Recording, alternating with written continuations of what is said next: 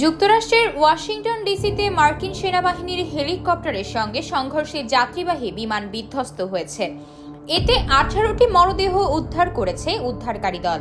বৃহস্পতিবার এক প্রতিবেদনে এই তথ্য জানিয়েছে সিবিএস নিউজ। পুলিশ কর্মকর্তারা সিবিএস নিউজকে জানিয়েছেন, দুর্ঘটনার স্থান থেকে 18টি মরদেহ উদ্ধার করেছে উদ্ধারকারী দল।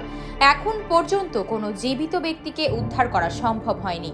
বিবিসি জানিয়েছে, উড়োজাহাজটিতে 60 জন যাত্রী এবং 4 জন ক্রু ছিলেন। সামরিক হেলিকপ্টারটি 3 জন মার্কিন সৈন্য ছিলেন। জানা যায়, দুর্ঘটনার শিকার আমেরিকান এয়ারলাইন্সের বিমানে 60 জন যাত্রী এবং 4 জন ক্রু সদস্য ছিলেন। এর আগে বুধবার রাতে পিএসএ এয়ারলাইন্সের একটি আঞ্চলিক উড়োজাহাজের সাথে রিগান ওয়াশিংটন ন্যাশনাল বিমানবন্দরের কাছে একটি সিকারস্কি H-60 হেলিকপ্টারের মাঝ আকাশে সংঘর্ষ হয়।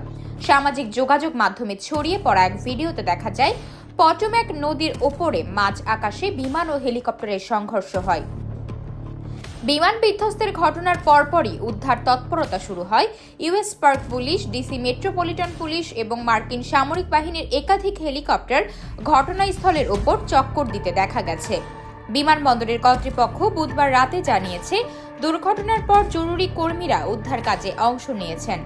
বিমানবন্দর থেকে সব ধরনের ফ্লাইট উড্ডয়ন এবং অবতরণ বন্ধ করে দেওয়া হয়েছে।